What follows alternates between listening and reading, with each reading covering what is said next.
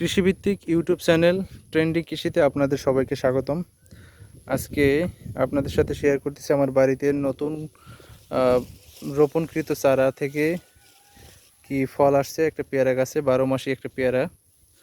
এই পেয়ারাটা হয়েছে গত বর্ষায় রোপণ করছিলাম। এখন বর্ষাকাল চলতেছে, দেখতেই পাচ্ছেন স্ক্রিনে। আমাদের এই পাশের ক্ষেতে কৃষকরা ধান রোপণ করতেছেন।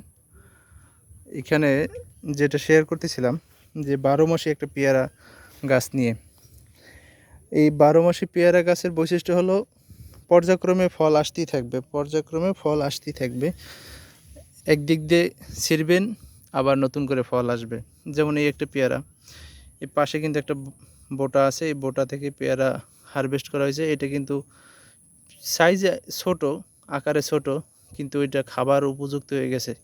পেয়ারাটা অত্যন্ত মিষ্টি স্বাদের।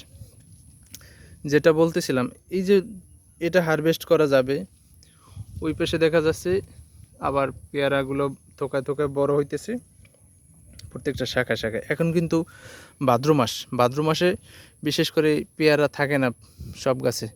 যেগুলো 12 মাসি জাত সেগুলোতে থাকে। যেটা দেখাইতেছিলাম, এখানে যে শাখাটা আসছে সেই শাখাতে এই যে নতুন পেয়ারার ফুল আসতেছে।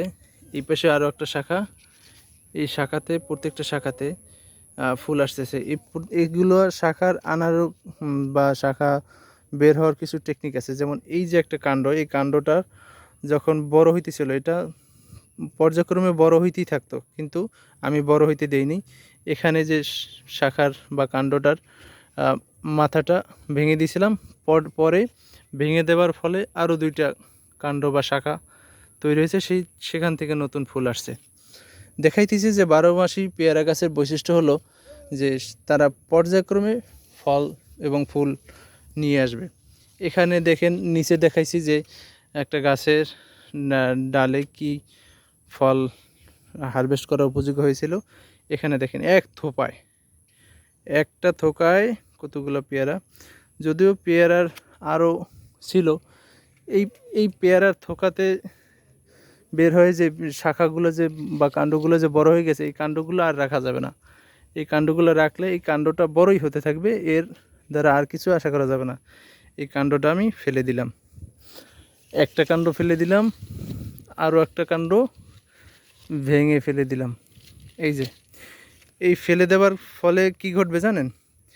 এই যে এখানে একটা থোকা হয়েছে, এই থোকাটা হওয়ার পরে আর কোনো সে পেয়ারা দেবে না।